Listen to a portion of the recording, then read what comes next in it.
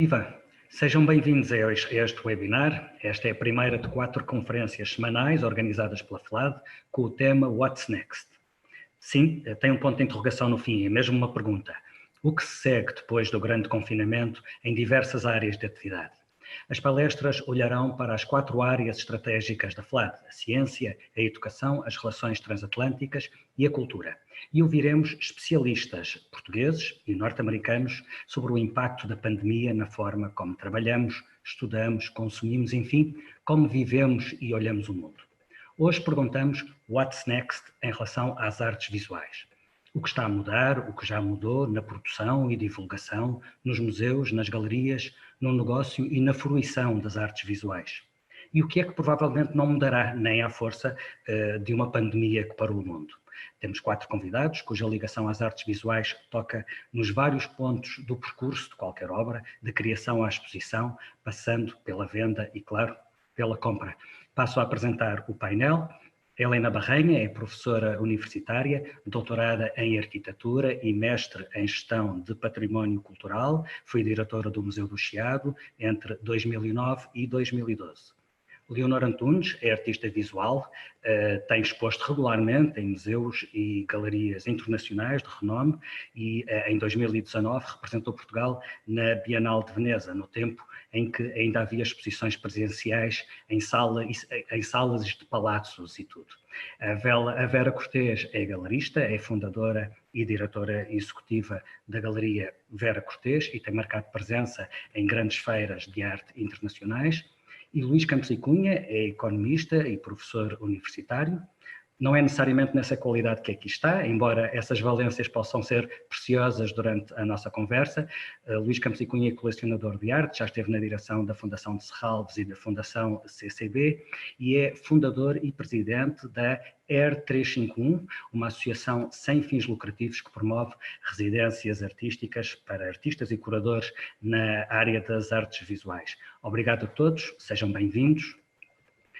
Como é bem-vindo quem nos está a seguir online nas redes sociais da FLAD, isto vai funcionar nos 2 sentidos, portanto o público pode colocar perguntas durante esta conversa e no final algumas delas serão lançadas para a discussão. Há umas semanas eu li num grande jornal norte-americano uma história que me ficou na memória e que tem a ver com o assunto de que falamos hoje. Em 2008, uma ONG sediada em Palo Alto, na Califórnia, chamada Institute for the Future, criou um jogo online com múltiplos jogadores chamado Superstruck. Ora, entre os jogadores havia gente ligada a museus e a think tanks sobre artes visuais. O jogo era uma simulação futurista e um dos cenários introduzidos era de uma pandemia global a que chamaram síndrome de dificuldade respiratória. Portanto, mais coisa menos coisa, era a Covid-19.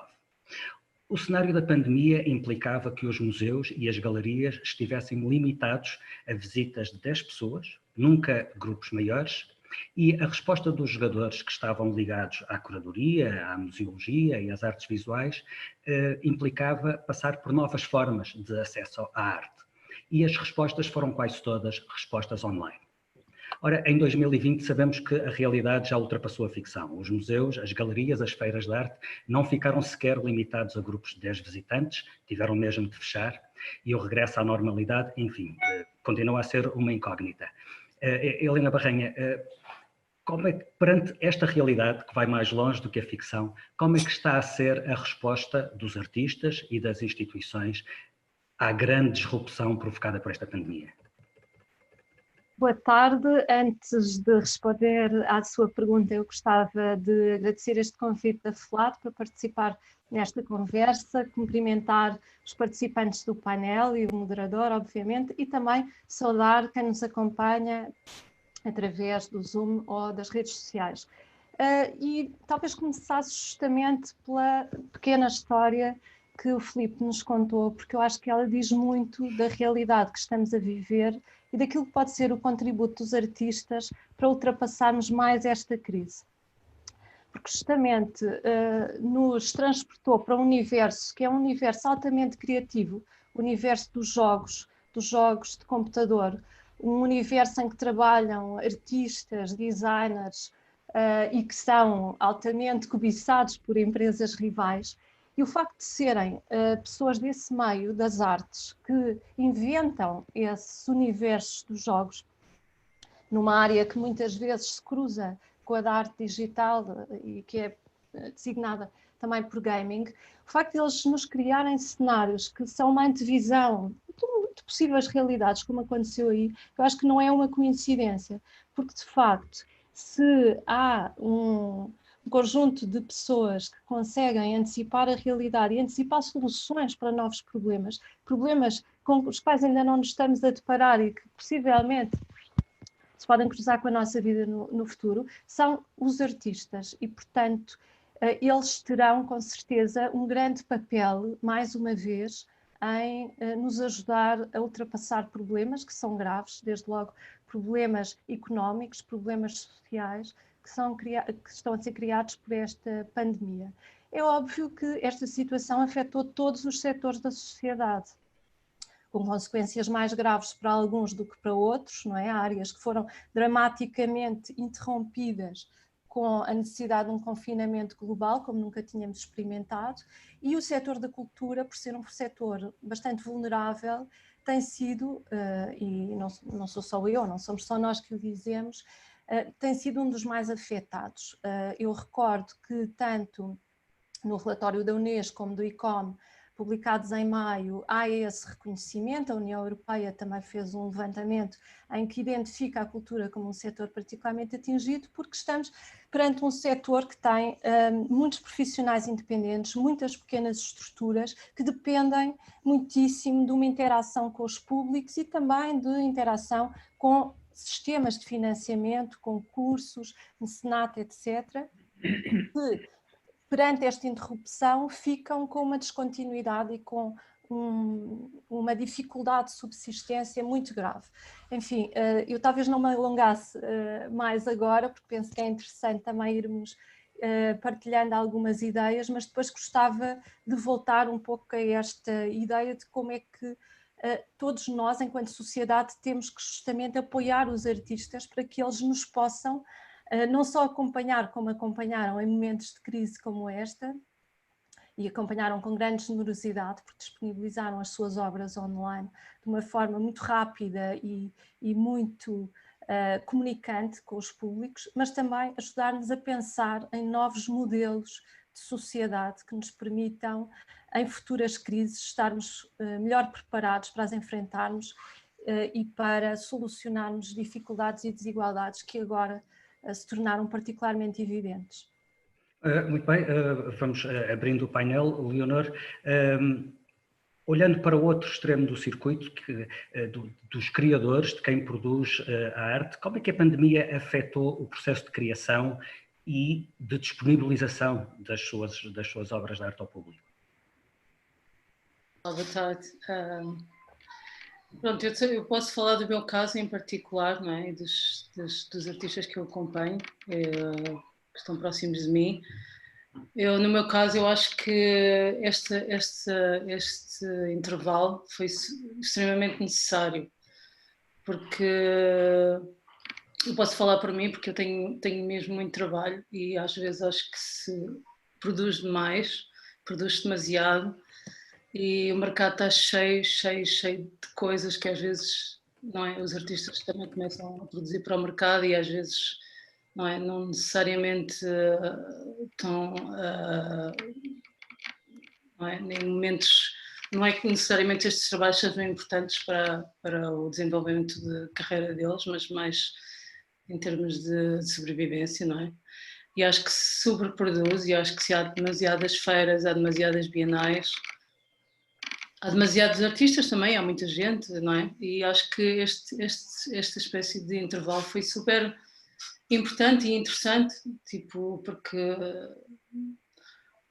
eu pelo menos, quer dizer, eu não tive nenhuma exposição cancelada, tive algumas que foram adiadas no ano que vem, mas para mim foi super importante passar. Eu continuei a trabalhar no ateliê, mas muito mais no alentamento, e comecei a repensar em coisas que vou fazer no ano que vem e coisas que estão a acontecer este ano.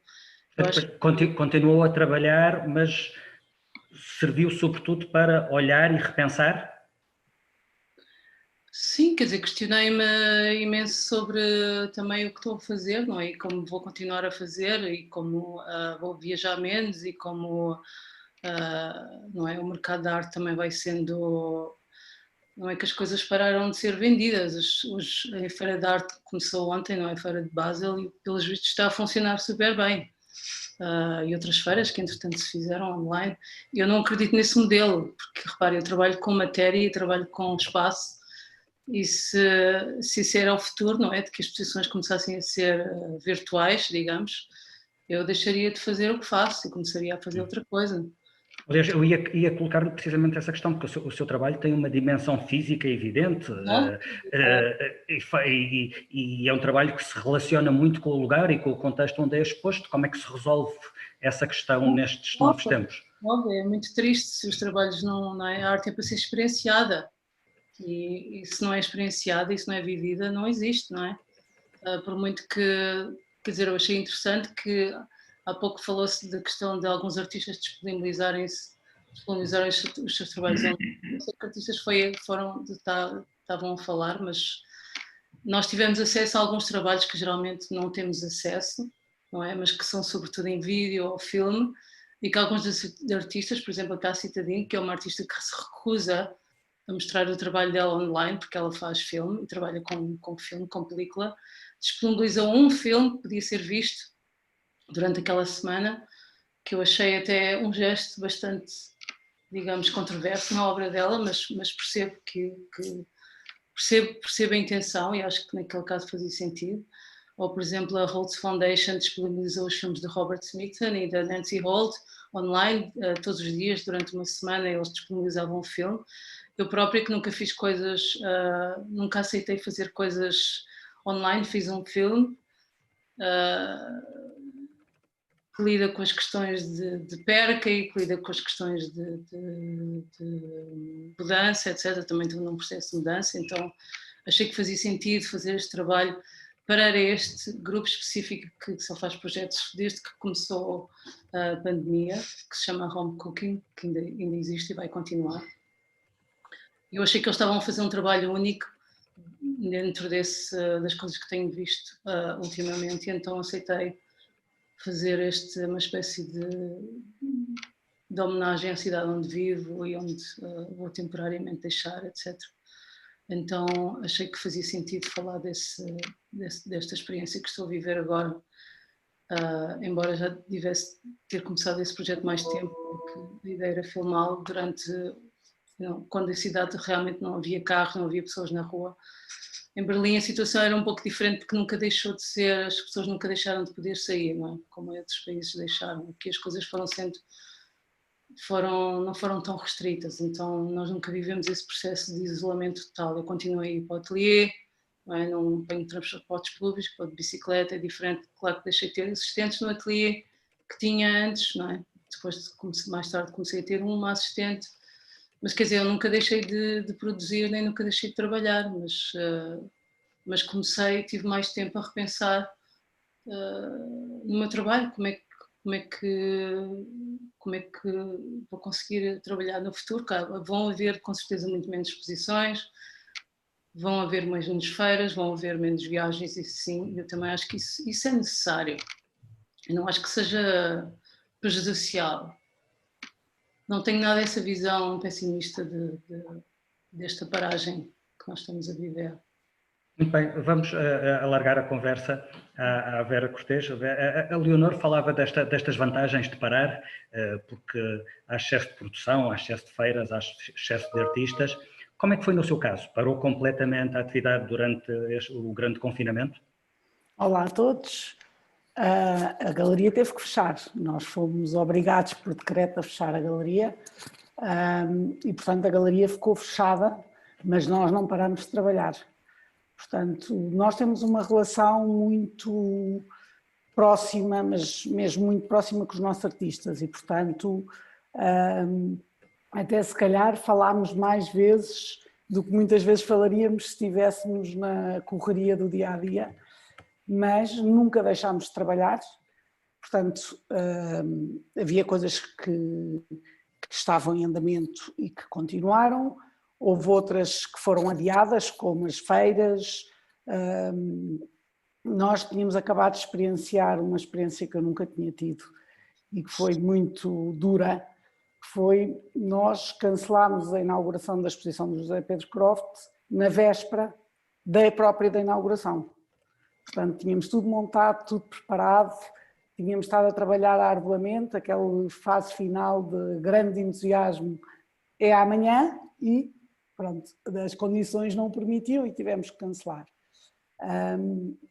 Mas a equipa continuou toda a trabalhar, todos em casa, mas trabalhávamos todos os dias como é comum e a pensar, no fundo, o que é que poderíamos fazer, como, a acompanhar e a saber como é que estavam os nossos artistas, tudo isso era preciso alguma coisa e tentar de alguma maneira estarmos todos mais unidos que nunca e entusiasmar-nos uns aos outros, porque isto todos nós sabemos que passámos dias uns melhores, outros piores, uns com mais dúvidas, outros com menos, uns mais otimistas, outros mais pessimistas, mas o trabalho de equipa e da galeria continuou. Por exemplo, tomámos a decisão de passar a fazer parte do Artsy, que é uma plataforma de venda online, que no fundo é a maior e a mais importante, no fundo na ideia de não vai haver as várias feiras. Nós neste momento, eu calculo que haverá 3, mas neste momento foi cancelado o Bruxelas, foi adiado, não foi, mas é um ano, portanto a feira não aconteceu este ano, foi adiado o Arco Lisboa, provavelmente ainda não está oficial, mas eu acredito que se vai também adiar a Frieze, e que são locais onde se conhecem novos colecionadores, onde se mantém uma relação pessoal com muitos que já são nossos, nacionais ou não, mas é um ponto de encontro e eu também acredito piamente que o digital não substitui de maneira nenhuma a experiência de estar junto a uma obra de arte, nem de nós estarmos uns com os outros fisicamente, não é? Portanto, o digital não substitui, mas como nós, com o que aconteceu, o digital era a única opção para as pessoas se comunicarem e estarem e partilharem coisas e se verem, inclusivamente, não é? Imaginemos isto antes do FaceTime ou do WhatsApp ou do vídeo e as pessoas não se viam, não é? Ou antes do telefone. Vera, mas a transposição para as plataformas digitais não significa fazer a mesma coisa noutra plataforma. Tudo muda, não é? Não, eu acho que não. O que se passa é, o digital já existia. Basicamente o digital era uma coisa que já existia. E ganha uma importância muito grande nesta altura. E acho que reagiu-se com aquilo que se tinha, embora eu acho que o digital, a maneira de comunicar pelo digital, nomeadamente das exposições, dos artistas, etc., tem muito caminho para evoluir. Mas não substitui, mas não havendo hipótese, é a única que existe, de conectar com uma série de outras de curadores, de instituições, de museus, das feiras terem visibilidade a elas próprias e aos seus galeristas e os fóruns e os curadores e os colecionadores. Houve várias conversas nas várias feiras online, mas é óbvio que não substitui. Ele já existia, era complementar, o que aconteceu foi, com o lockdown, era a única maneira, portanto, eu acho que tem muito caminho para evoluir, não pensando eu, porque eu também não estou tão pessimista assim, eu acho que foi muito difícil e ainda temos uns tempos pela frente a acreditar que as coisas normalizem, vindo uma vacina, etc. E as coisas voltarão a alguma normalidade. O que pode mudar, como a Leonor dizia, eu acho que também não é péssimo. A ideia de não viajarmos constantemente, de termos mais tempo para aquilo que realmente é importante mesmo a nível de trabalho, porque muitas vezes, às vezes tenho uma reunião em Madrid, apanho um avião às 6 da manhã e volto para casa às 9 da noite. Neste momento eu fiz essa reunião por Zoom. Era preciso apanhar um avião? Não sei. Algumas sim, outras nem tanto. Portanto, eu não sou catastrófica e acho que isto é uma oportunidade de se repensar, de se ser mais criativo outra vez sobre o que se está a passar, das pessoas se unirem mais, que eu acho que foi uma coisa que também aconteceu, no fundo, haver mais comunidades, as pessoas funcionarem mais em rede, partilharem mais uns com os outros os problemas. Houve iniciativas entre galerias, tanto nacionais como estrangeiras, de partilharmos os problemas que estávamos a ter e cada um dar o seu feedback e aprendermos uns com os outros e ajudar-nos, olha, não faças assim, faz assim que resulta. Galerias mais fortes a ajudarem galerias mais jovens, inclusive incluindo-as nas suas plataformas. Portanto, eu acho que há uma reflexão muito grande a fazer aqui. É um desafio e eu acho que se consegue, repensando, reagindo, passou-se por uma fase de uma grande... Demorou toda a gente algum tempo a assimilar o que estava a passar, porque todas as previsões, tirando desse jogo, eu acho que ninguém estava à espera que acontecesse o que aconteceu, não é? E, portanto, trabalhando e olhando para isto como um desafio e pensarmos todos como é que redefinimos e pensamos como é que podemos passar isto e mesmo inclusive o que é que estava a acontecer e pode acontecer de outra maneira que pode até ser melhores, ou coisas que aconteciam que se calhar não fazem tanto sentido, porque houve um tempo para refletir e eu acredito que nós estávamos numa rota de fazer sempre por reagir, porque as coisas estavam sempre a acontecer e uma velocidade tão grande que era mais uma reação muitas vezes do que uma decisão estratégica de fazer.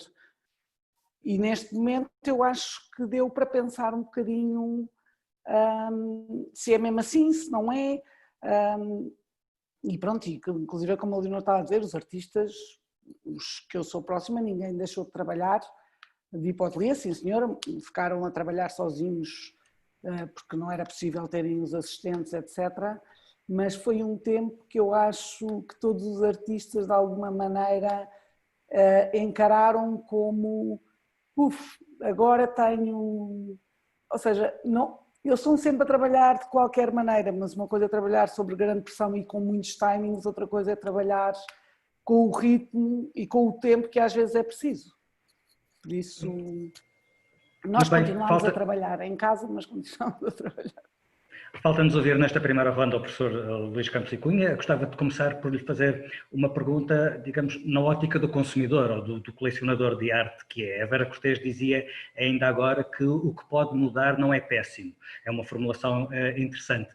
Do seu ponto de vista, o que é que já mudou? O que é que está a mudar no mercado de arte, quer no primeiro, quer no segundo mercado? Ou seja, como é que isto está a funcionar à distância?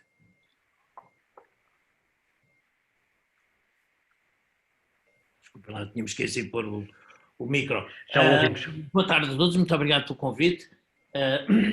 Eu gostaria de chamar a atenção que a crise que estamos a viver agora não é muito diferente daquilo que aconteceu em 2011, 2014, 15. Esta crise, desde logo, afetou os mais pequenos detalhes da nossa vida do dia-a-dia. Ou seja, a nossa vida familiar alterou-se as nossas rotinas dentro de casa, alterou-se a nossa vida social e, evidentemente, isto tem consequências não só individuais, mas também coletivas e, portanto, certamente também teve consequências para as artes. O que me parece a mim, para os artistas e para os participantes no mercado das artes, o que me parece a mim é que importante que já foi muito frisado também pela Vera, agora há outro tempo, é um tempo diferente. Psicologicamente nós encaramos o mundo e a vida de maneira ligeiramente diferente há 3 meses atrás. E essa é uma pequena revolução em termos de mentalidades, em termos de... Eu julgo que os artistas vão evitar mais o espetáculo e vão se virar mais para aspectos mais manuais da obra, provavelmente trabalhos que vão ser feitos sem os assistentes, sem grandes tecnologias, mas coisas talvez um pouco mais simples, mais pensadas. vai haver mais tempo, vai haver um tempo diferente, vai-se trabalhar mais em parceria, mas não necessariamente numa forma tão espetacular como era um bocadinho. Quer dizer, nós olhamos para os museus, há 6 meses atrás, um museu de arte contemporânea era assim uma espécie de Disneylândia para adultos. Tinha tudo, restaurantes, lojas, souvenirs, mais não sei o quê, e visitas guiadas e exposições gigantescas e filas intermináveis para comprar os bilhetes, não sei o quê. Quer dizer, esse género de Disneylândia para adultos, eu julgo que vai tender a desaparecer e voltarmos para um tempo diferente, um tempo mais simples e um tempo também um bocadinho mais espartano, talvez um bocadinho mais calvinista do que era aquela visão quase do espetáculo e será certamente mais arte do meu ponto de vista. E portanto nesse sentido também estou de acordo que esta pandemia pode também ter efeitos positivos nas artes. Em relação aos mercados que estava a falar, enfim, eu não tenho dados, porque eles não saíram, a maior parte deles ainda não são conhecidos, mas falando, portanto estou apenas a dizer qual é a minha impressão, falando com artistas, amigos meus, falando com galeristas, com pessoas que estão mais ou menos ligadas até outros colecionadores, falando com eles, uma pessoa tem a sensação que, primeiro, o mercado primário sofreu, para a maior parte dos artistas, muito. Ou seja, as pessoas não vão comprar por estar na internet, em geral, a maior parte da arte não é suscetível de ser adquirida. A pessoa tem que olhar para a pintura, tem que olhar para a escultura, tem que a ver, eventualmente até tocar, mas não pode, não é substituído, o digital não substitui num ato de compra. E, portanto, houve muitos artistas que sofreram, portanto, o mercado primário certamente teve uma paragem. Também estou convencido, e isso agora estou a falar do meu lado economista, que a recuperação vai ser relativamente mais rápida do que foi a de 2014-15. Portanto, também estou convencido que é uma fase mais dramática em muitos aspectos, mas também ao mesmo tempo mais rápida a recuperação. Além disso, evidência anedótica, portanto, não é, mais uma vez, não são dados, são apenas conversas. A sensação que dá é que o mercado secundário, portanto, dos leilões, não sofreu de forma significativa. E o mercado primário e o mercado secundário estão ligados, ou seja, se está a vender muito no mercado secundário, é evidente que o mercado primário vai atrás e vice-versa. Se por acaso os artistas estão a vender muito e as galerias estão a vender muito, é evidente que o mercado secundário também vai ter uma subida. Portanto, os dois mercados têm que estar ligados e, portanto, se houve uma certa paragem no mercado primário e isso não aconteceu no mercado secundário, significa que das duas uma, o mercado secundário vai puxar pelo mercado primário, como é a minha expectativa e além de ser o meu desejo, ou então, pelo contrário, será o mercado secundário que terá que ter alguma travagem. Mas a minha expectativa, sou positivo nesse aspecto, é que, de facto, o mercado secundário vai puxar pelo mercado primário e dentro de pouco tempo estaremos, desse ponto de vista, estritamente falando de mercado, eu julgo que a situação vai evoluir positivamente.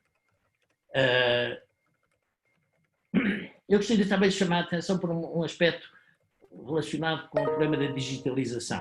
Quer dizer, se por um lado esta pandemia e esta crise levou a uma aceleração de tecnologias que já existiam, mas que eram pouco utilizadas ou não eram utilizadas de todo, mas que já existiam, e portanto há uma aceleração da digitalização e provavelmente mesas redondas no futuro, se calhar vamos evitar a presença, ou vão, se calhar as duas coisas, vai haver os conferencistas estarão presentes na sala com algumas pessoas lá dentro, mas podem estar ligadas em rede a um universo muito maior e muito mais alargado. E, portanto, há coisas que vieram, que se aceleraram e que vieram para ficar. Mas também acho que este processo mostrou os limites dessa digitalização. E eu julgo que no mercado das artes plásticas, nomeadamente, esses limites são muito grandes. E, de facto, como já foi dito tanto pela Leonor como pela Vera, de facto, nada substitui, o computador ou o vídeo não substitui uma pessoa estar a ver a obra à sua frente e poder ver os pequenos detalhes, os pequenos pormenores que não se consegue ver, nem pouco, nem de longe, nem de perto, nem de longe, pela via digital. Deixe-me aproveitar para passar a bola para a Helena Barranha. O nível básico de resposta, de certa forma, é pegar em conteúdos que existem e colocá-los online. Isso é absolutamente básico, como dizia. A questão é se isso chega, ou se é preciso mudar de paradigma, quando toda a prática artística se transfere de forma maciça para plataformas digitais. Portanto, no fundo, a minha pergunta é o que é que os museus e as galerias devem proporcionar na experiência online para que não seja necessariamente uma experiência mais pobre do que a experiência real? É possível compensar isso de alguma forma, acrescentar valor ou até atrair novos públicos com base nas potencialidades das plataformas digitais? Bem, eu penso que essa pergunta é excelente, não é? Porque ela se desdobra em várias perguntas e toca alguns aspectos que já foram aqui falados. A primeira questão é justamente daquilo, pensarmos no que é que entendemos por digitalização e o que é que os museus podem fazer a partir dessa palavra genérica, porque uma coisa é digitalizar ou passar para um formato de reprodução digital obras que existem em formato físico, pintura, escultura, videoinstalação, etc. E aí, creio que estamos todos de acordo que uma parte substancial da experiência de quem tem ou já teve oportunidade de contactar com essas obras perde-se, como em qualquer reprodução, não é? Enfim, sem estar a tentar aqui pôr demasiada tónica na questão da aura do original, não é bem isso que eu quero dizer, mas de facto a materialidade das práticas artísticas que temos estado aqui a abordar, a pintura, a escultura, etc., depende de uma experiência espacial e isso perde-se no processo de digitalização. Mas os museus... Bom, enfim, alguns museus, porque também aqui as disparidades são muito grandes entre os museus que desde os anos 90 estão a documentar as suas coleções em formato digital e a partilhá-las em rede e aqueles que ainda não estão nesse processo. Mas os museus que têm investido e que agora mais rapidamente se puderam também posicionar online de uma forma mais forte, mais comunicativa, já tinham feito esse trabalho e era um trabalho essencialmente de digitalização das coleções. Poucos museus, um grupo bastante mais restrito, fez outro trabalho, que é produzir, e que vai ao encontro daquilo que perguntou, que é produzir atividades pensadas, programas públicos nomeadamente, pensadas para o meio digital. E alguns museus já o tinham experimentado e agora tiveram a oportunidade também de ter um contacto privilegiado com outros públicos, eventualmente cativar novos visitantes online, porque já vinham fazendo essas experiências, tanto a nível de atividades mais ligadas aos serviços educativos, como outras, projetos participativos, por exemplo, para exposições comissariadas por intervenientes, procuradores externos às instituições, portanto havia um conjunto de museus que já estavam a ensaiar essas outras práticas curatoriais. Em Inglaterra, por exemplo, há experiências muitíssimo interessantes nesse meio. E aí estamos a falar de outra coisa, tal como também estamos a falar de outra coisa se pensarmos em obras que são produzidas pelos artistas para existirem primariamente no meio digital. E refiro-me, por exemplo, à questão da NetArt. E aqui eu acho que existe uma oportunidade muito interessante, e aí estou otimista, embora nem todos os sinais corroborem este otimismo, mas estou otimista de que este processo que vivemos nos últimos meses pode finalmente abrir caminho para que práticas como a NetArt entrem finalmente nos mercados da arte. E aqui faço uma pequena anotação, porque há pouco a Vera dizia Bom, nós tentámos todos adaptar-nos e marcar a nossa presença agora em plataformas online, mas ainda há um grande caminho para percorrer. Ora bem, na Arco Lisboa, que decorreu recentemente online, o que vimos no leque de práticas artísticas que estavam disponíveis foi uma ausência dessas obras nativas digitais. Não havia a hipótese sequer de procurar NetArt. Isto também nos diz alguma coisa sobre o tempo, que é diferente, o tempo institucional tende a ser diferente do tempo acelerado que sucede em momentos de alguma crise, em que nós temos que nos esforçar a nos movimentar noutras direções. E, portanto, há algumas instituições, o ZKM na Alemanha, o RISEM em Nova Iorque, mas também outras propostas de outros contextos, desde a Escandinávia, com o Dias Kunstal, ao Spaciobyte na Argentina, instituições, organizações, umas mais independentes, outras com apoio público, que têm colecionado nas últimas décadas obras nativas digitais. E essas obras foram pensadas pelos artistas justamente para serem fruídas num computador ou num telemóvel, há vários formatos, naturalmente, e neste momento que nós vivemos, foram talvez as únicas que nos suscitaram uma espécie de nostalgia de uma ausência, porque nós, quando vemos uma reprodução, por exemplo, de uma pintura, nós estamos a pensar como seria bom se voltássemos a poder ver aquela pintura, ou como seria bom se pudéssemos, a seguir a este confinamento, voltar aos museus de que tanto gostamos. No caso da arte digital e da NetArt mais concretamente, isso não acontece. Até às vezes acontece o contrário, que é quando nós vemos essas peças em formato físico de galeria, como já aconteceu, inclusivamente em Lisboa, com algumas exposições dedicadas a estas práticas artísticas, parece que falta qualquer coisa, e falta nomeadamente uma certa interação, ou se quiserem uma interatividade, como às vezes se usa nestes meios, com o visitante, o observador.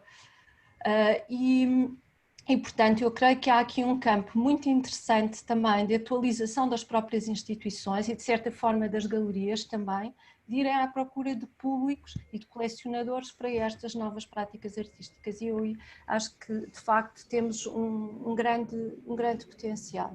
Até porque esse é um caso em que a experiência virtual é a única experiência real possível, não é? As duas sobrepõem-se. Exato, porque não há essa dicotomia, não é? Da réplica e do original. O que há por vezes, e isso também coloca problemas técnicos às instituições, aos galeristas e até aos próprios artistas, é de conseguir, passado um tempo, ter acesso à obra com os recursos técnicos com os quais ela foi concebida e para os quais ela foi pensada, porque as tecnologias tornam-se obsoletas muito rapidamente, mas também aí tem havido um trabalho muito interessante a nível de conservação de time-based media e creio que hoje já podemos enfrentar esses desafios, permitindo uma experiência mais próxima daquela que foi idealizada pelo artista, mesmo que estejamos a falar de peças que já têm 20 ou mais anos de existência. E se nós pensarmos o que era ver uma peça de NetArt nos anos 90 e o que é ver a mesma peça agora, ela tem um ar um bocadinho juvenil, com certeza, não é? Um pouco arcaica até do ponto de vista da sua tecnologia. Não é bem a mesma coisa. Leonor Antunes, deixe-me voltar ao que nos contava há pouco sobre a sua experiência de criação durante este período, sozinha no seu ateliê, sem a sua equipa, e cruzar com o que dizia há pouco o professor Luís Campos e Cunha, de que os artistas vão evitar o espetáculo e trabalhar de uma forma, digamos, mais íntima. Acha que pode resultar deste período qualquer coisa que daqui a uns tempos possamos identificar como a arte do grande confinamento? Haverá uma marca deste período? Eu acho que provavelmente não agora, se calhar daqui a uns anos, não é? Acho que as coisas são tão recentes que é difícil às vezes dar forma a isso no momento certo, não é? Acho que daqui a uns anos, se calhar sim, mas agora já acho que não. Mas com certeza que isso vai ter um impacto para todos nós, artistas, não é? Que eu acho que os artistas, como a Vera dizia, trabalham o dia de sempre, todos os dias, não tem, a pandemia não afetou, não é, o nosso trabalho diário que a gente tem, não é, no ateliê ou fora, se não tiver ateliê, não é? Nem todos os artistas têm ateliê, não é? Ou precisam de ateliê. Mas eu acho que, quer dizer, só daqui a uns anos é que nós vamos conseguir perceber qual é que foi o impacto que isso teve no nosso trabalho. E imagina que a tendência será aquela que estávamos a identificar há pouco, de uma menor espetacularidade, um back to basic. Eu não sei, isso eu acho, eu não, quer dizer, não, acho que depende do trabalho dos artistas. Acho que o que eu posso dizer sobre o meu caso e no caso dos meus colegas é que os museus vão ter menos dinheiro, vão ter menos meios de produção, vão depender, como já sabemos, das galerias que lhes fazem ajuda, um fundraising, não é? Principalmente os museus dos Estados Unidos, não é? Que dependem tanto do mercado, do apoio das galerias e de fazer fundraising para as exposições. Acho que vai haver muito menos meios de produção nesse caso e acho que se vão fazer menos exposições. Por exemplo, eu fiz uma exposição o ano passado, no final do ano, em dezembro, e a exposição no museu em São Paulo, no MASP, e na Casa de Vida da Lina Bobardi, e a minha exposição fechou em fevereiro, ao início de março, era para continuar, depois fechou.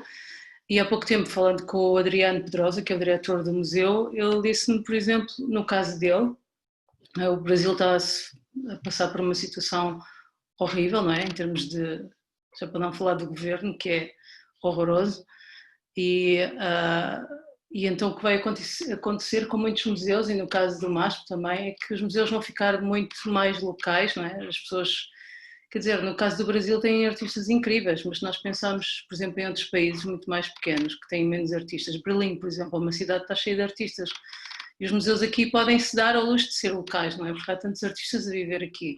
Mas se nós pensarmos até no nível de Portugal, não é? Que se os museus se tornarem locais e se fizerem exposições só com artistas nacionais, vai ser triste, não é?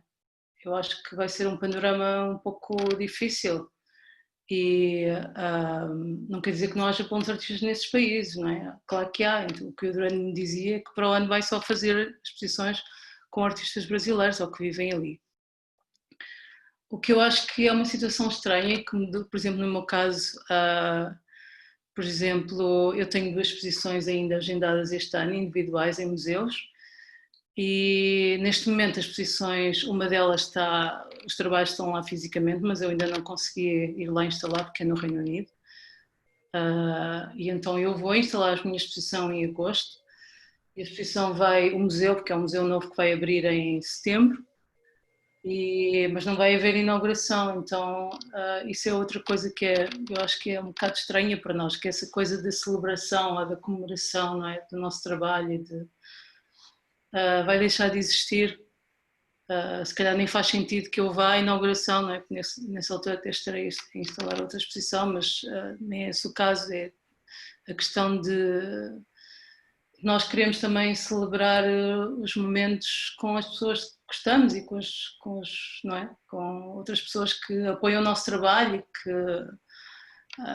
eu trabalho com várias galerias e às vezes é o único momento de eu as encontrar todas ao mesmo tempo, não é? Ou, por exemplo, a feira de Basel é a única vez em que nós nos encontramos todos, não é? Vivemos todos em países diferentes. Portanto, também é esse lugar de encontro que eu acho que é super importante também, não quer dizer que os artistas se tornem, acho que até é importante este momento de sossego para os artistas se tornarem menos, se calhar, não é, a presença ser menos assídua, que eu acho que também é interessante. Eu, por exemplo, não sou muito social, então não estou nada incomodada com esse aspecto, mas a questão da celebração, que eu acho que foi uma coisa que eu nunca prestei muita atenção, mas comecei a pensar nisso outro dia porque pensei que estranho, agora vou fazer uma exposição individual, investi imenso trabalho e de repente não há aquele sentido de comemorativo da abertura, que eu acho que também é super importante, porque talvez naquele momento e naquele dia que nós também, com pessoas que nós respeitamos muito, claro, conseguimos ter uma espécie de eco daquilo que estamos a fazer. Vera Cortês, nós já tivemos nestes meses alguns casos de teste de grandes eventos de arte que tiveram de assumir um formato não presencial, desde logo a Arco Lisboa, sendo que a Arco Madrid foi provavelmente a última grande feira de arte pré-Covid no mundo ocidental. Ao que sei, por exemplo, a Frieze New York, na versão online, teve resultados de vendas até melhores do que os do ano passado, em formato presencial. Que indícios é que temos em relação a essa adesão e aos resultados para o negócio? Tenho que ligar o microfone. Desculpa, esqueci. Está onde?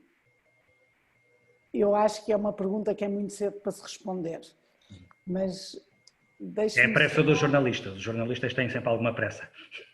Deixe-me só, eu estava aqui a ouvir-vos e estava a pensar, mas está tudo, vocês estão todos a pensar que vamos viver assim para sempre?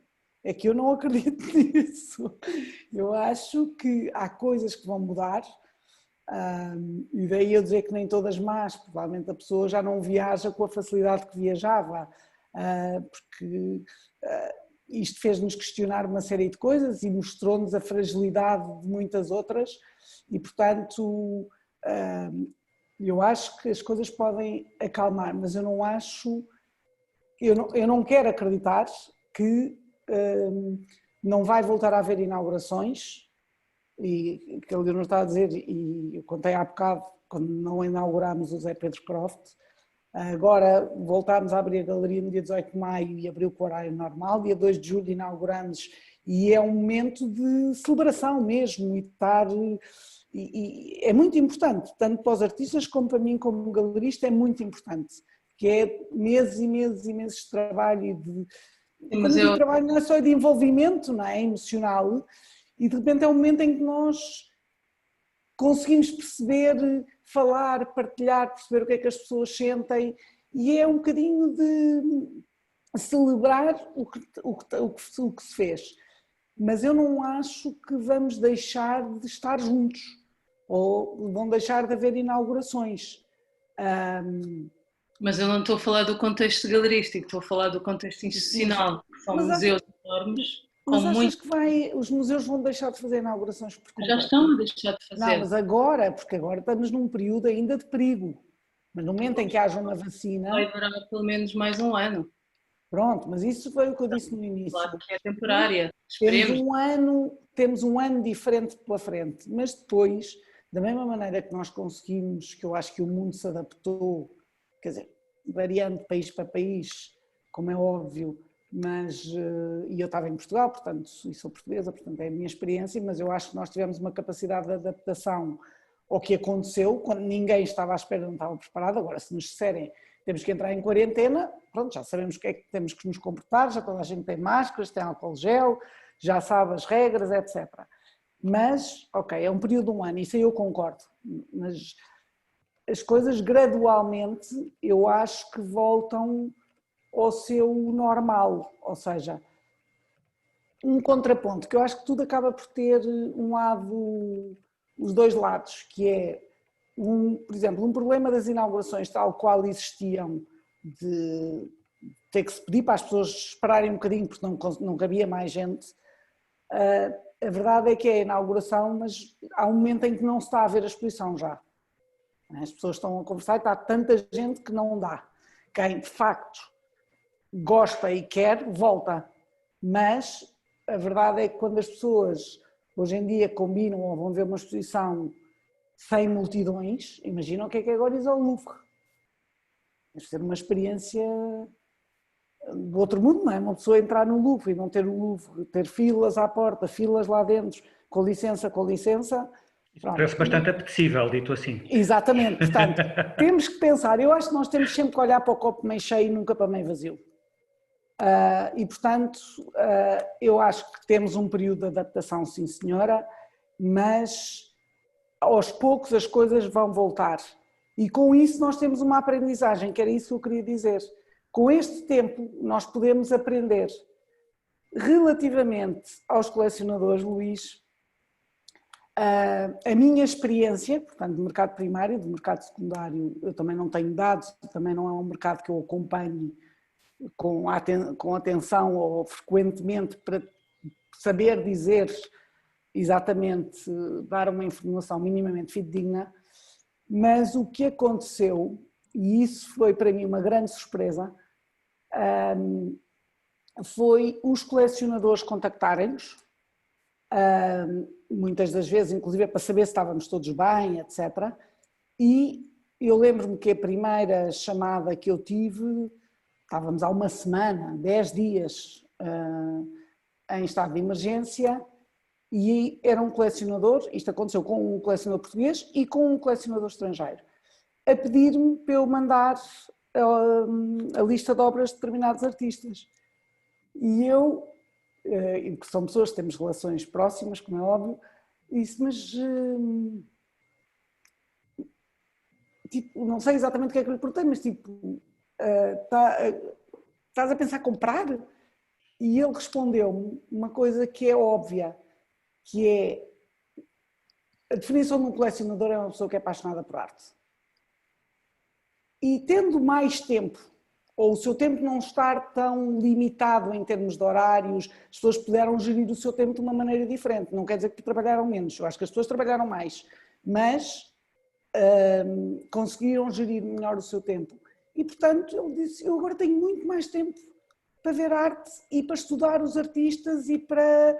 Portanto, a quantidade de informação que eu mandei e de coisas que às vezes, se fosse presencial, era falado, mas que nos obrigou a fazer documentos, a pedir aos artistas para nos ajudarem a construir determinadas coisas, porque havia, no meio disto eu digo assim, olha, mas há este artista que eu acho que devia ver com atenção. Está bem, mas aí manda-se um documento um bocadinho diferente. Além disso, aconteceu muito, nomeadamente nas plataformas online, é óbvio que isto só aconteceu com colecionadores portugueses, que foi verem, ligarem-me e virem à galeria ver. Porque eu posso entrar na galeria com uma pessoa, a galeria está fechada ao público, mas eu podia lá ir. E portanto houve colecionadores que foram comigo à galeria, ver as obras que tinham visto e compraram. O que eu acho muitas vezes nestas coisas do digital é bom para lembrar ou para eles verem, porque depois os colecionadores também gostam de perceber a evolução, o que é que os artistas estão a fazer.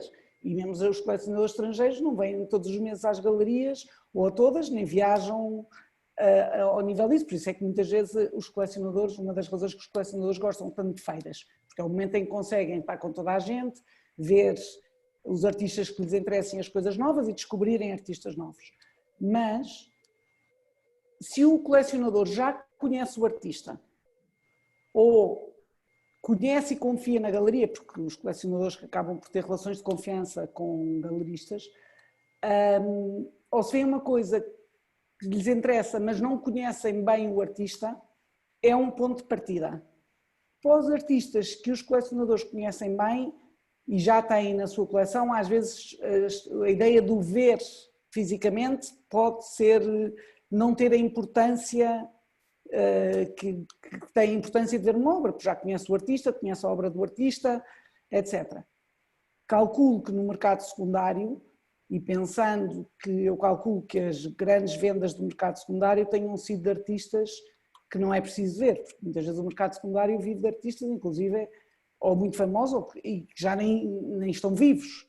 Portanto, uma pessoa se quiser comprar um Dane Flavin na internet, não é um problema, quer dizer, nem pela galeria nem pelo artista, compra, quando receber, monta. Portanto, eu acho que isto é muito mais perigoso ou mais difícil para jovens artistas ou artistas que não são muito conhecidos. Por outro lado, pelo que eu tenho visto da experiência do Artsy, alarga muito pessoas que ainda não são colecionadores, mas que gostam de arte, e estamos a falar inclusive de camadas jovens e que podem vir a ser grandes colecionadores, e que ainda têm alguma, pronto, já são muito digitais, e a ida às galerias ainda não é uma coisa que lhes seja muito fácil ou cotidiana, mas estas plataformas é para eles, e portanto eu acho que também podem ajudar a criar uma nova geração de pessoas que gostam de arte, que compram arte, que vão ou não ser colecionadores, mas isso, a questão não é, nós não fazemos as exposições nem só para colecionadores, nem só para quem compra, fazemos para as pessoas verem e usufruírem. É óbvio que depois precisamos das instituições, dos colecionadores, porque senão não vivemos, mas... Muito bem, a Vera interpelou diretamente o Luís Campos e Cunha, esteja à vontade para ligar o microfone e juntar-se à conversa, e para além das questões que a Vera levantou, eu acrescentava mais uma. As crises por vezes encaminham os investidores para o mercado de arte. O que lhe pergunto é se acha que isso pode acontecer agora e especificamente no caso português. Não são colecionadores, essa ideia de numa crise pôr-se o dinheiro em arte, são investidores, não são colecionadores. E mais tarde ou mais cedo essas obras vão aparecer em leilões, e eu gosto de acreditar que estou a vender obras de arte, independentemente das pessoas depois poderem mudar as coleções, deixarem de querer, mudarem de casa, o que seja. Eu gosto de acreditar que os colecionadores são os guardiões das obras dos artistas. E, portanto, uma das razões porque é tão importante nós conhecermos os colecionadores e conversarmos com eles, alguns não precisam de apresentação, mas outros sim. Eu não lhe sei responder exatamente a essa pergunta, mas leva-me a uma questão que eu acho que é importante aqui, que volto ao Luís. A crise de 2011-14 foi uma crise financeira, foi uma crise de dinheiro. Esta não tem nada a ver com dinheiro, ou seja, pode generar uma crise económica e vai haver consequências económicas, claro, e há setores que vão ter muita dificuldade, mas isto não foi uma questão de dinheiro. E o que eu acho que pode ser bom, inclusive para a arte, mas para a arte, quando eu digo para a arte, eu acho que é bom para o ser humano, que é uma crise que nos faz questionar o que é essencial, o que é importante, o que é que nós queremos fazer neste mundo, o que é que nós queremos dizer ao mundo, independentemente de com mais ou menos dinheiro, porque o problema aqui não foi o dinheiro, foi nós termos medo e percebermos a fragilidade do mundo em que vivemos e ficarmos, como o Luís mais uma vez dizia, a nossa vida pessoal mudou radicalmente. E para muitas pessoas, eu acho que para todos teve coisas muito boas e coisas difíceis, mas aproximou-nos muito das pessoas que muitas vezes, por questões de trabalho e de vida profissional, nós estávamos a não ter o tempo mínimo adequado com as pessoas. E de repente, esta experiência de estarmos todos juntos mostra a importância que isso tem para nós, portanto... Vamos passar a bola então ao professor Luís Campos e Cunha. Força. Muitas questões. Nós estamos aqui a fazer todos um bocadinho de futurologia, portanto, espero que não se esqueçam daquilo que, pelo menos, que eu digo daqui a um ano ou coisa que eu valha. Eu julgo que estou de acordo com... Está gravado. Isso é grave, tem que é grave. Mas eu quero dizer, eu julgo, e estou de acordo com a Vera, que nós não estamos a viver ainda no que será o nosso daqui a um ano. Ou seja, daqui a um ano vamos poder viajar mais, as fronteiras vão ser reabertas. Eu peço desculpa, mas tenho aqui uma consequência da nova coisa, que é um cão a ladrar. E foram os meus companheiros, quando eu vou tentar pôr-os lá fora. Vai para fora. Esta é também uma das consequências do grande confinamento, é que entramos todos na casa uns dos outros, por vezes com um grau de intimidade que não estaríamos disponíveis à partida. Peço imensa desculpa, mas é que eu não consigo, ele estava lá muito bem fora e resolveu entrar. E está na hora de eu brincar, mas ele também foram os meus companheiros, na medida que eu vivo sozinho no meio das vinhas, de maneira que foram os meus companheiros durante bastante tempo e tem alguma à vontade comigo. Mas eu estava a dizer, o novo normal não vai ser o antigo, quer dizer, vai ser diferente do que é hoje, daqui a um ano vamos estar de outra maneira, mas julgo que vamos ter uma vida mais simples. Nós, olhando para o que nós vivemos, nós temos um bocadinho a consciência de que havia muita coisa que de facto nós podíamos dispensar. Eu, como vivia sozinho, nunca cozinhava.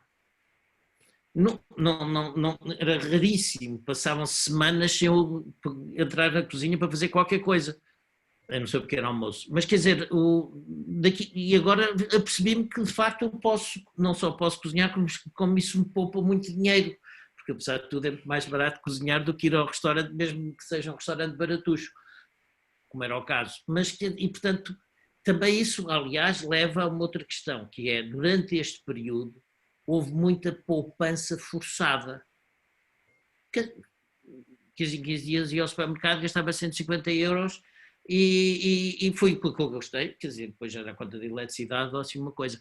Não gastei mais nada, portanto houve muita poupança forçada. Portanto vai haver poupança, essa poupança forçada e esses consumos adiados que vão aparecer e vão também aparecer nos vários mercados, incluindo no mercado da arte.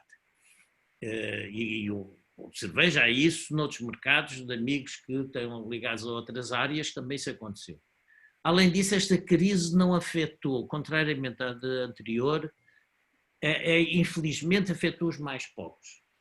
Quer dizer, os empregados de café, do restaurante, o pequeno restaurante, o pequeno comércio. Mas, quer dizer, as empresas continuaram, enquanto na crise anterior, todos nós conhecemos montes de engenheiros e arquitetos ficaram desempregados e de facto, sem meios de subsistência de um dia para o outro, ou quase de um dia para o outro. Portanto, é uma crise neste aspecto, é uma crise que não afeta muito as pessoas com mais disponibilidades financeiras e com melhor posição social, o que significa também que são geralmente o mercado onde se vive o mercado da arte. E, portanto, o mercado da arte, julgo que a prazo vai ser menos afetado. E vê condições para o mercado das artes visuais poder crescer em volume e em valor? Acho que sim, não tenho dúvida que isso muito provavelmente acontece. Uma outra questão é não tenho uma opinião definida sobre isso, mas algumas pessoas falam nisso e se calhar com alguma razão, ou de coisas parecidas, não digo exatamente isto que vou dizer, mas um bocado parecido, que é, provavelmente, essa simplicidade com que a gente vai viver a vida daqui para o futuro, penso eu, também significa, e o risco que uma pessoa de repente se apercebe que podem vir coisas muito estranhas de um dia para o outro, como foi o caso da pandemia, e portanto aumenta o nosso sentimento de risco de existirmos, de estarmos vivos. Ora bem, a pergunta é saber se estas fronteiras que se foram criando e que agora estão, espero eu, a desaparecer, não vai levar novamente aos portugueses voltarem outra vez um bocadinho ao mercado nacional. Ou seja, se nós olharmos, por exemplo, espero que isto não seja incorreto, se nós olharmos para a Veritas começou a aparecer com muitos artistas internacionais. E de facto,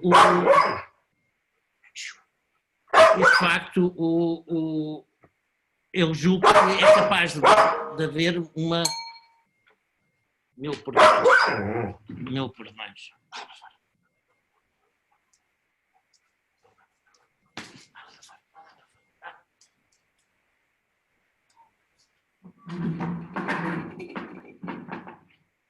Problema resolvido? Já problema resolvido. Julgo que há uma possibilidade forte se voltar um bocadinho outra vez para dentro, olharmos um bocado com outro olhar para os artistas nacionais, que estavam claramente, os colecionadores, a virar-se muito para o mercado mais internacional. Isso tem vantagens e inconvenientes do ponto de vista depende dos colecionadores, depende das preferências deles, mas isso pode voltar a acontecer e, por um lado, é uma perda no sentido que é bom termos contactos internacionais, mas também, por outro lado, dado que as instituições, nomeadamente os museus, vão ter menos dinheiro e menos disponibilidade e vão provavelmente mostrar muito mais artistas nacionais, como disse a Leonor, e eu penso que é verdade, é natural também que os próprios colecionadores também tenham como consequência se virarem mais para o mercado nacional. Por outro lado, há uma certa incerteza sobre o futuro da globalização. Eu julgo que a globalização vai continuar, não se desaprende. Agora, o que mais uma vez vai ser uma globalização se calhar um bocadinho diferente. Ou seja, o papel da China no contexto internacional, estou convencido que se vai alterar. Eu tenho um papel dos Estados Unidos, que já vinha de trás, mas que se acentuou bastante, de um fechamento dos Estados Unidos e os Estados Unidos deixarem de querer ter o papel internacional que tinham. O que significa, e agora vamos aqui quase a um jogo de geoestratégia, o que significa que a União Europeia vai ter novamente um papel na cena internacional que estava a perder. E se a União Europeia vai ter esse papel e pode ter esse papel, assim toma as decisões certas e corretas, vai ser também, e as duas coisas vão sempre lado a lado, vai ser também muito bom para as artes ao nível europeu.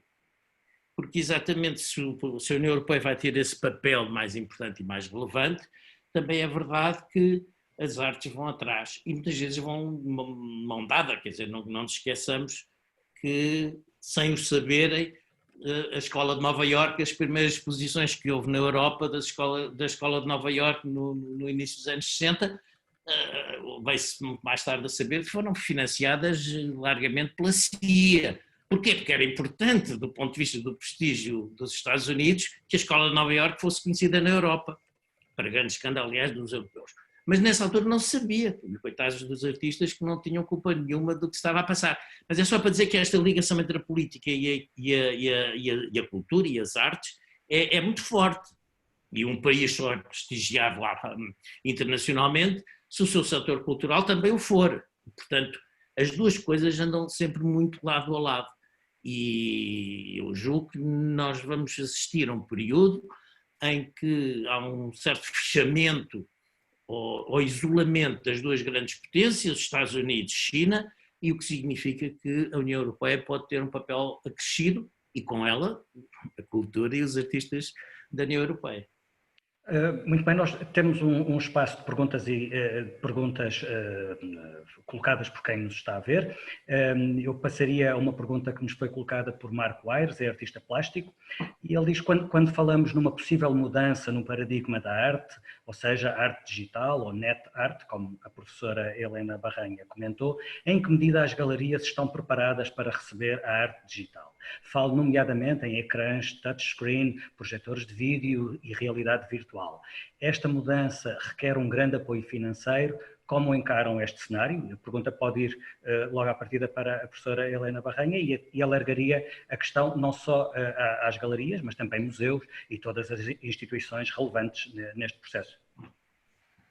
Muito bem, eu só gostava de pegar numa coisa que o professor Luís Campos e Cunha disse acerca da União Europeia, e não vou contornar a questão que nos foi colocada no debate, mas gostava de dizer a propósito da União Europeia que eu partilho também de algum otimismo relativamente a esta oportunidade de se repensar a União Europeia a partir da cultura, de se repensar a partir da economia, que tem sido no fundo o cerne da construção europeia. E lembrava que fizeram uma entrevista a Jean Monnet no final da sua carreira, no momento em que havia algumas crises, como ciclicamente há neste processo de unir países tão diversos, embora territorialmente relativamente próximos, perguntaram-lhe se ele estava arrependido de ter contribuído de forma tão ativa para a construção europeia. Ele disse que não estava arrependido, desse contributo para a construção, mas que se fosse agora, ou seja, no momento em que ele deu a entrevista, que teria optado por pensar na Europa primeiro a partir da cultura e só depois a partir da economia. E o que aconteceu foi a construção de uma comunidade económica europeia em primeira instância. E talvez hoje nós estivéssemos numa posição geoestratégica bastante mais forte se o pilar dessa construção tivesse sido a cultura, e oxalá esta crise nos sirva, como o professor Luís Campos e Cunha disse, para repensarmos isso. Por outro lado, esta questão que nos colocam sobre como é que os museus, as instituições ligadas à cultura e às artes podem responder aos desafios tecnológicos das novas práticas artísticas, nomeadamente a NetArt, mas não só, eu sugeriria que olhássemos para os primórdios destas práticas, porque elas surgiram num contexto em que era muito difícil ter computador, não é?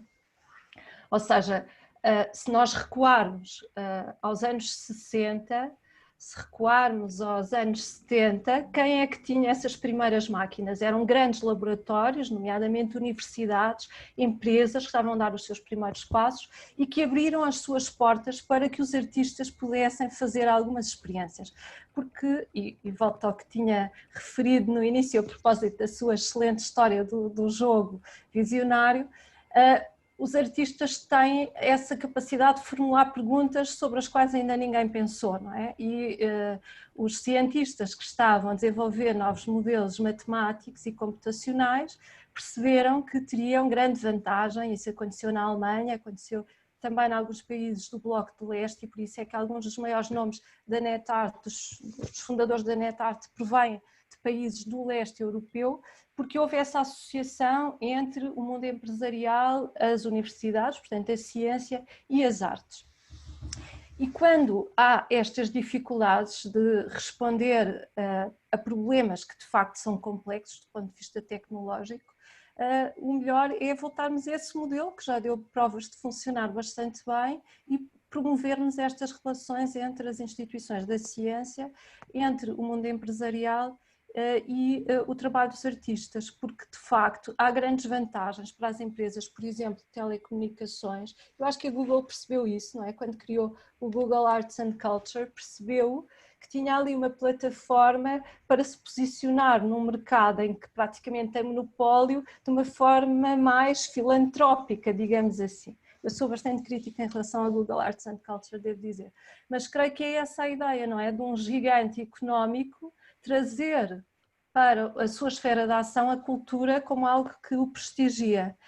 E isso justificou alguns investimentos tecnológicos interessantes por parte da Google. Bastaria pensarmos nas visitas extremamente sofisticadas que foram construídas, visitas virtuais extremamente sofisticadas em alguns dos grandes museus, por exemplo no Prado e noutros, e portanto há sem dúvida essa vantagem. Depois há questões de conservação e de curadoria que também estão longe de serem fáceis. Aliás, nunca foi fácil, à medida que novas práticas artísticas foram entrando nos museus, e pense os problemas que foram criados quando, por exemplo, o MoMA em Nova Iorque resolveu começar a colecionar fotografia, quando os museus de arte contemporânea na Europa não o faziam, a fotografia não era considerada uma tipologia de coleção institucional, e quando o MoMA o faz, surge um universo de novas perguntas e novos problemas a nível de conservação, de exposição, de documentação, etc. E, portanto, isso acontece também com a Time-Based Media,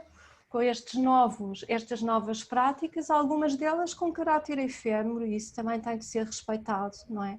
Esse é um grande problema que a tecnologia digital nos coloca, que é o encararmos também alguma perda.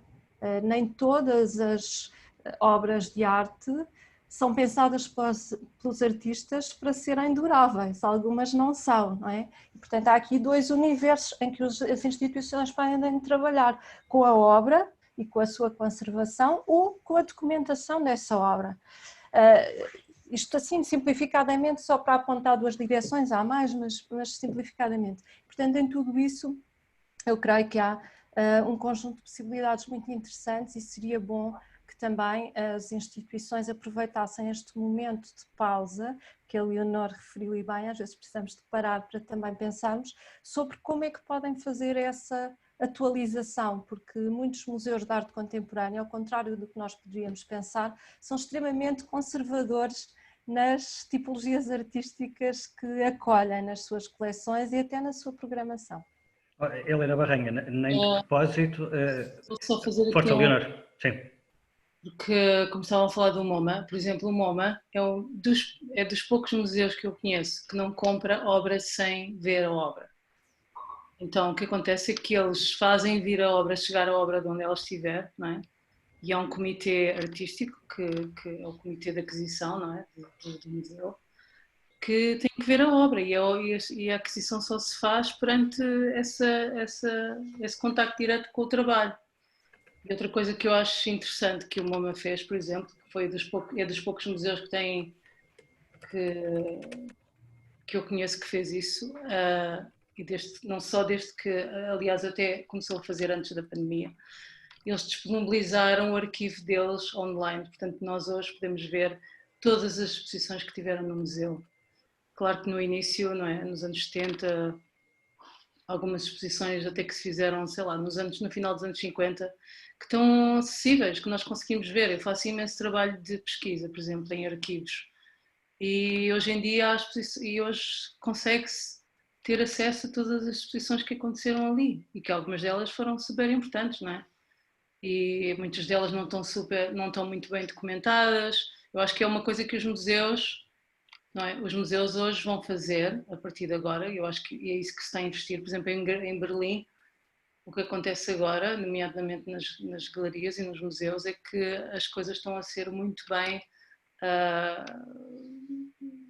como se diz em português, então, em vez de, por exemplo, antigamente tiravam-se imensas fotografias e fazia-se um trabalho documental muito forte, mas hoje em dia está-se a investir imenso no vídeo, portanto, as exposições estão a ser documentadas em vídeo para as pessoas noutras partes do mundo poderem ter acesso a elas.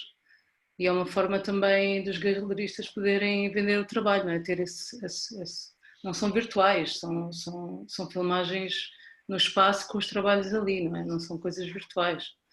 As exposições estão lá e pelo menos é o que se passa aqui. A prova de que isto está tudo ligado é que a Leonor, sem ouvir a pergunta, deu a resposta a uma questão colocada pelo Jorge Faria, sobre precisamente de que forma é que as instituições estão a disponibilizar o acesso digital às exposições e aos seus acervos. E há aqui uma outra pergunta que encaixa no que a Helena Barranha dizia há pouco sobre o conservadorismo de muitas instituições.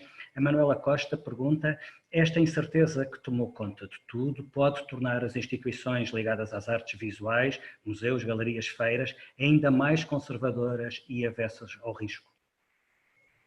Não dirijo a perguntar a ninguém em particular, estejam à vontade para responder. Helena.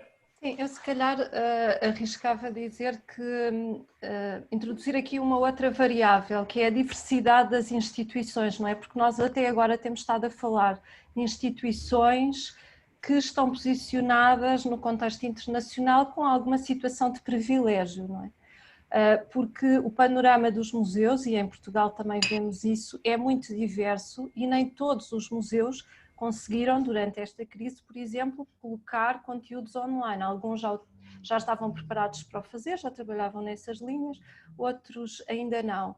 E há até alguns museus, e refiro-me agora concretamente ao inquérito que o ICOM levou a cabo e que publicou em maio, estima-se que cerca de 10% dos museus mundiais não voltem a abrir.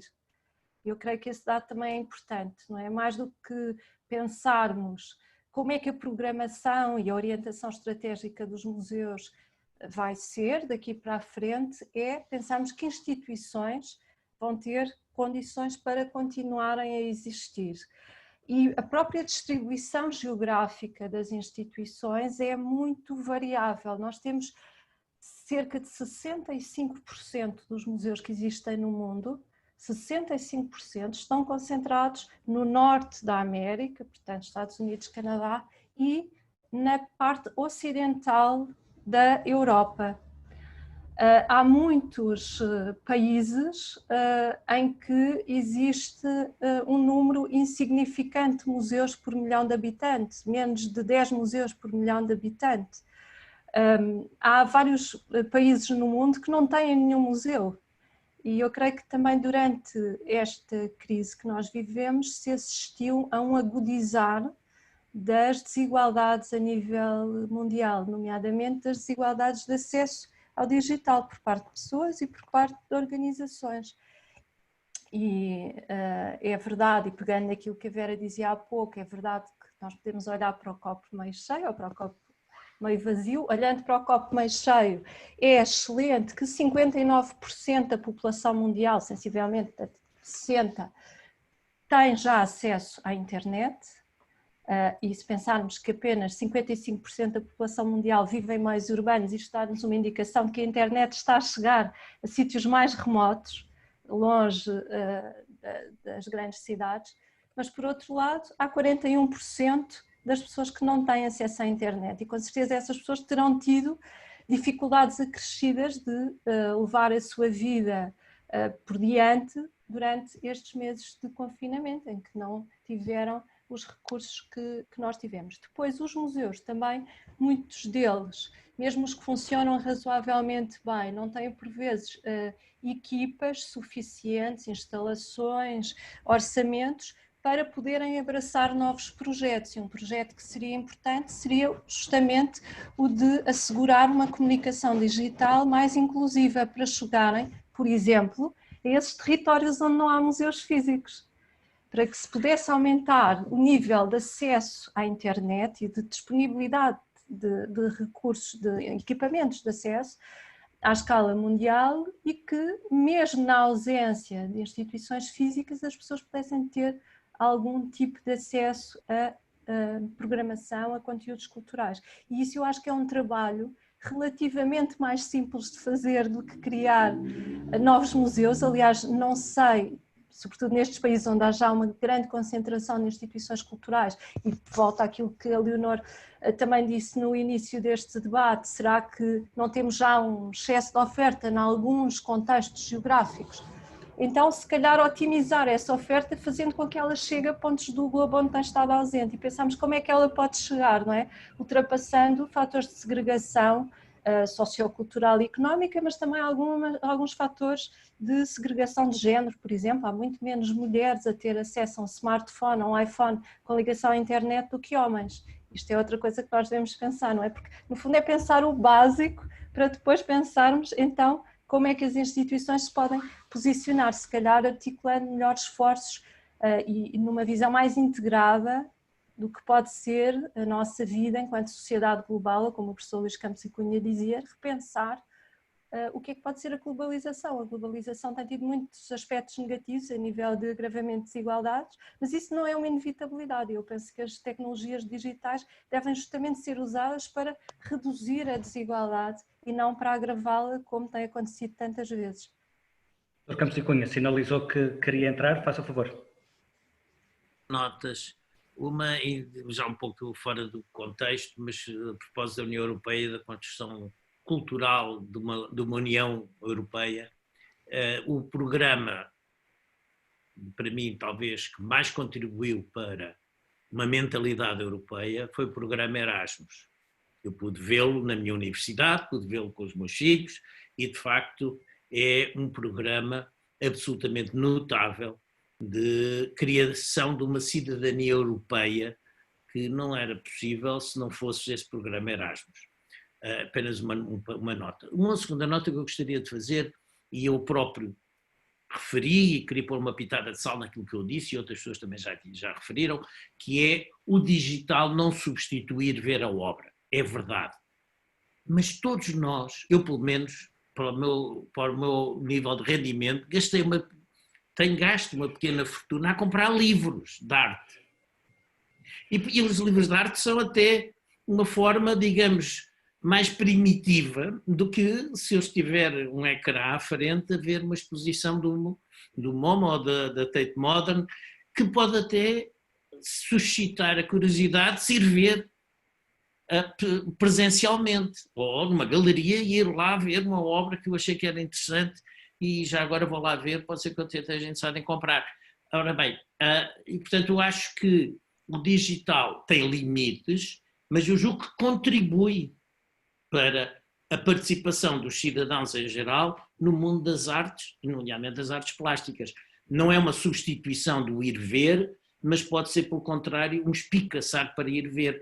E a prova disso é que nós, enfim, já temos todos nós, eu tenho uma mais biblioteca de livros de arte do que de economia, mas muito mais, várias vezes mais do que de economia.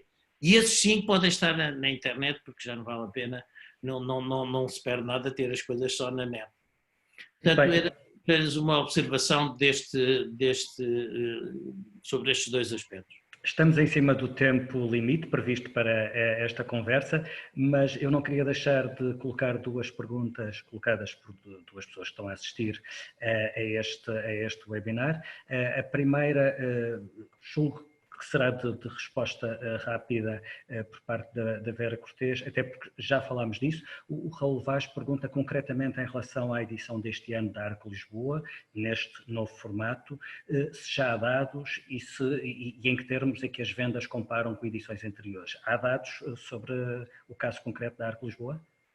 Há dados, mas não, ou seja, nós não temos os dados nunca na feira de quanto é que se vendeu na feira. A feira tem esses dados, mas porque há inquéritos, são sempre, os galeristas preenchem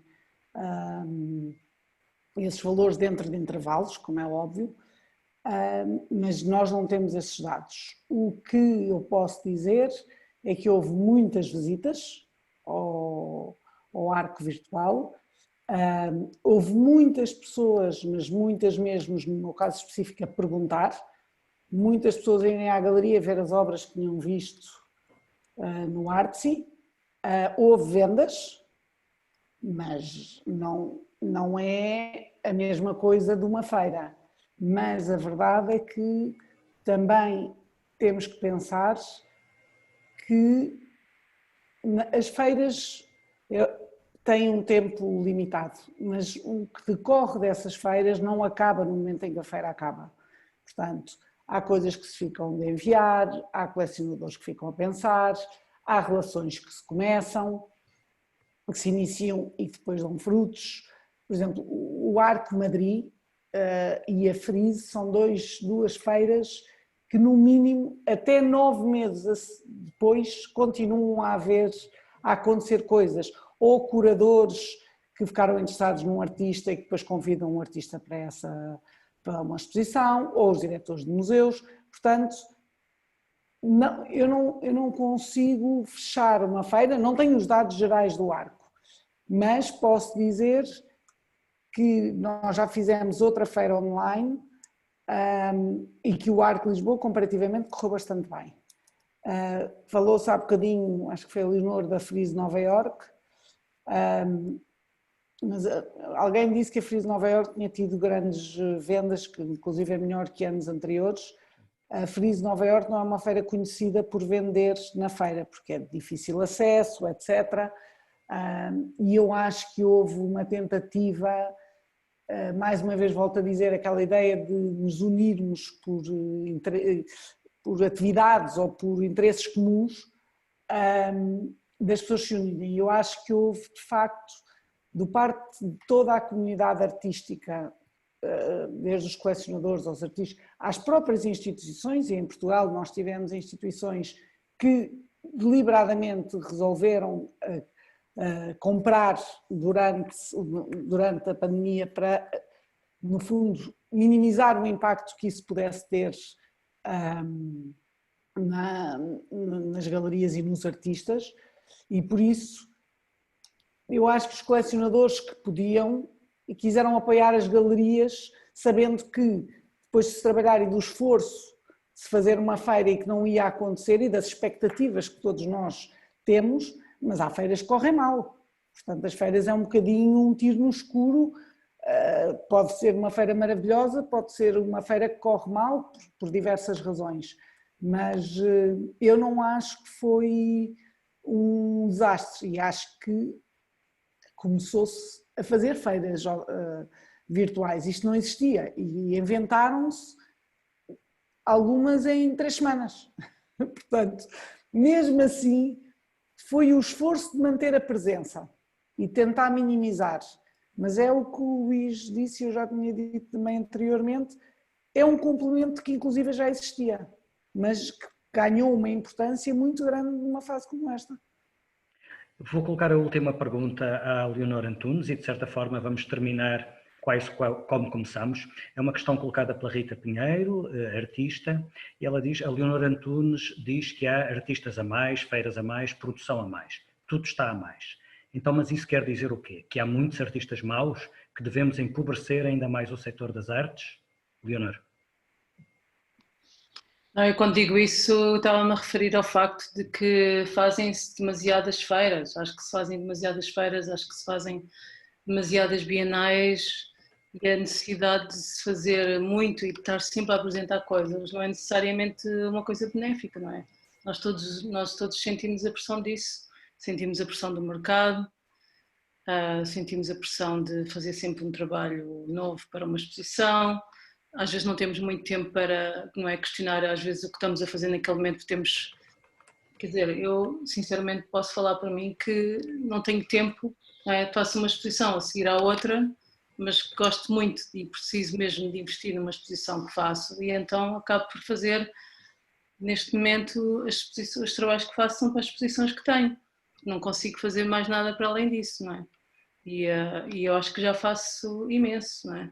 Acho que tem que se reduzir e o que eu falava há pouco da produção exagerada é no sentido de que muitas vezes há artistas que vão fazer, não é, produzir trabalho sem esse trabalho questionar realmente o que estão a fazer. Será que precisam de fazer mais daquelas coisas para questionarem sobre a origem daquele trabalho, não é? Produz demasiado.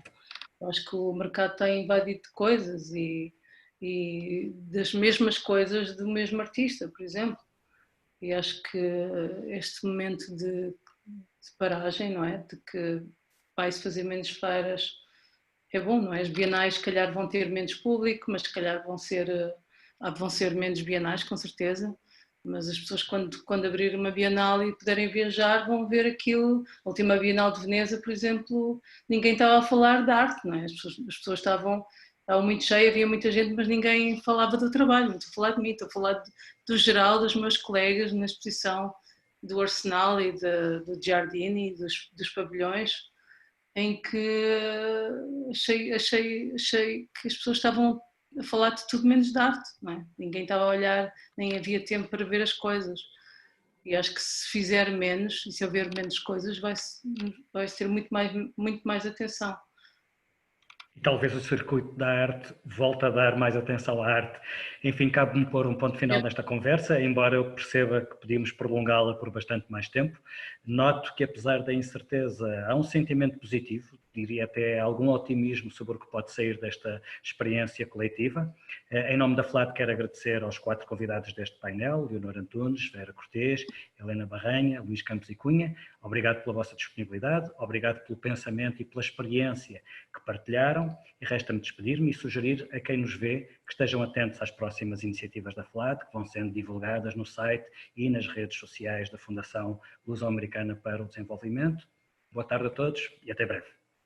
Muito obrigado e desculpem a intervenção canina que eu tive durante a minha presença.